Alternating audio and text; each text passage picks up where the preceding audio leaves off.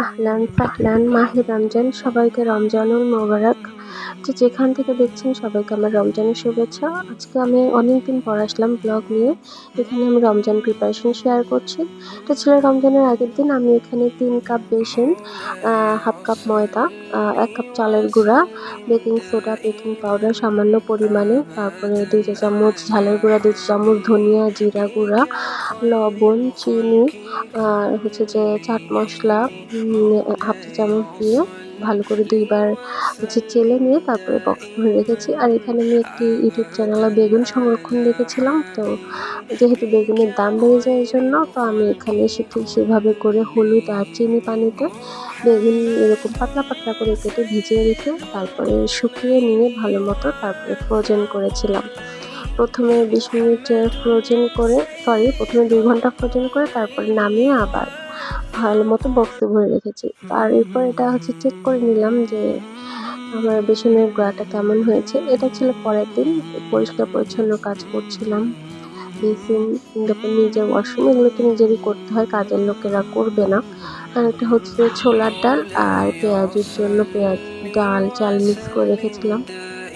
ছোলার ডালটা সারারাত ভিজিয়ে রেখেছি আর সেখান থেকে কিছু ছোলা উঠিয়ে হচ্ছে কাঁচা ছোলা খাওয়ার জন্য আলাদা করে রেখে দিয়েছি।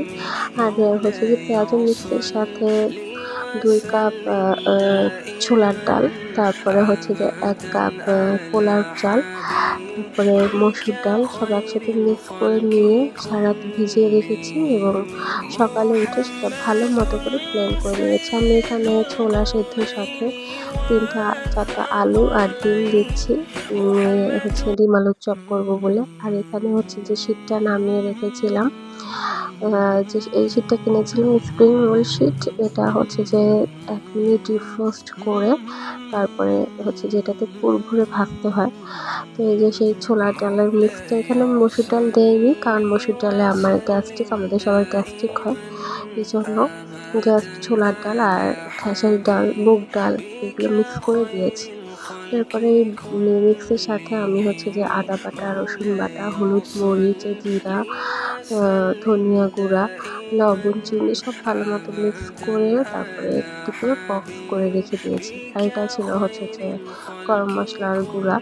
এটা এখানে 2 টেবিল চামচ জিরা, 2 টেবিল চামচ ধনিয়া, তারপরে হচ্ছে জয়িত্রী, স্টার অ্যানিস হাফ, আর হচ্ছে যে 20-25টা মতো এলাচি, 10-12টা হচ্ছে লবঙ্গ, তেজপাতা 2-3টা, দারচিনি 3-4টা দিয়ে ভালো মতো টেলে তারপরে যে বয়মে ভরে রেখেছিলাম। আর এটা হচ্ছে যে রসুন বাটা, আদা বাটা করে রেখেছিলাম, কারণ হচ্ছে যে সব কিছুতে কাবাব বলেন, ছোলা ভুনা বলেন, তরকারি খাওয়া সব কিছুর জন্যই হচ্ছে যে দরকার মশলা। আর এটা ছিল পার্সেল রিসিভ করলাম, রমজানের স্পেশাল পার্সেল। আর এটা হচ্ছে যে এটা একটা ফার্মের মুরগি ছিল, এটা হচ্ছে যে এই যে পেস্ট্রি মানে স্প্রিং রোল শীটের জন্য মুরগি সেদ্ধ করে আদা, রসুন বাটা দিয়ে লবণ আর গোলমরিচ দিয়ে সেদ্ধ করে নিয়ে তারপরে হচ্ছে যে ছাড়িয়ে নিয়েছিলাম কাঁটা চামচ দিয়ে। আর তারপরে ডিম আলুর চপ বানাবো বলে আলু ভর্তা করে নিয়েছি মশলাপাতি দিয়ে, আর সব রেডি করে নিয়েছিলাম। এটা প্রথম রমজানে আসলে সব কিছু প্রিপারেশন করার জন্য আর তেমন কোনো ইফতারি বানানো হয়নি, জাস্ট হচ্ছে পেঁয়াজু, তারপরে বেগুনি আর হচ্ছে যে ডিম আলুর চপ। আর এই যে ছোলা ভুনা করেছি, এখানে জাস্ট কিছুই না, ছোলাটা আমি হচ্ছে যে তেলে পেঁয়াজ বেরেস্তা করে হালকা মানে যখন একটু বাদামি রঙ আসছে তখন সব মশলাপাতি দিয়েছি। মশলাপাতি বলতে আদা বাটা, রসুন বাটা, তারপরে হচ্ছে পেঁয়াজ কুচি, ধনিয়া জিরা গুঁড়া, গরম মশলা গুঁড়া, ওগুলো দিয়ে রান্না করেছি। আর এটা ছিল হচ্ছে আমার বাচ্চার খাবার রেডি করেছিলাম সেটা। আর এটা ছিল হচ্ছে যে রোল শিটের জন্য যে মুরগি সেদ্ধ করে রেখেছিলাম, তো সেটা দিয়ে পাতাকপি দিয়ে একটা মিক্স করে তারপরে হচ্ছে যে বক্স সমোসা বানিয়েছিলাম। আজকে বারবার ভুল হয়ে যাচ্ছে, বক্স সমোসা বানিয়েছিলাম। আর হচ্ছে যে নুডলস হচ্ছে রান্না করেছিলাম। এটা ছিল পরের দিন, পার্সেল আনবক্স করে সুন্দর করে রুমটাকে ডেকোরেশন করেছিলাম। আমার বহু প্রতীক্ষিত ছিল যে রামাদান উপলক্ষে আর কি হোম ডেকোর করবো, একটা নামাজে কর্নার করব, তো সেই আশাটা এবার আল্লাহর রহমতে পূরণ হয়েছে। তো আমি আমার ড্রয়িং রুমের একটা কোণায় এরকম প্রেয়ার হচ্ছে যে ইবাদত কর্নার করেছি।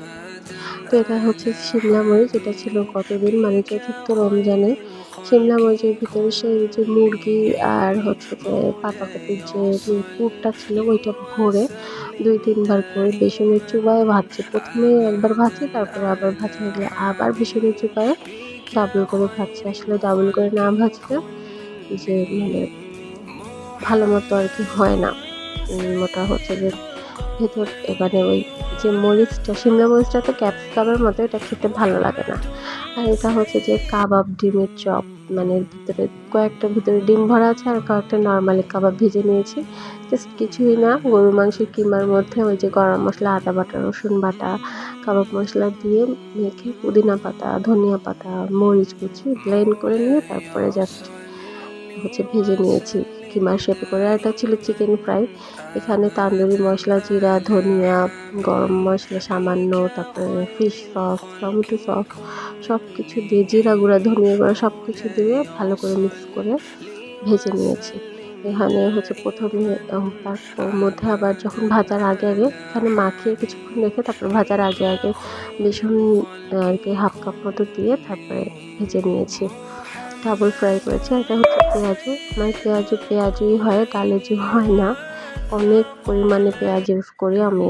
হচ্ছে যে ডাল মিক্সের মধ্যে অনেক পরিমাণে পেঁয়াজ ইউজ করার কারণে এটা একদম পেঁয়াজুই হয়, ডালেজু হয় না। একদম পেঁয়াজের মতোই হয়, দোকানের পারফেক্ট। তো এই ছিল আমার আজকের মতো ব্লগ। পুরো রমজান মিলে সবাই দোয়া করবেন, লাইক অ্যান্ড সাবস্ক্রাইব করবেন। আল্লাহ হাফেজ।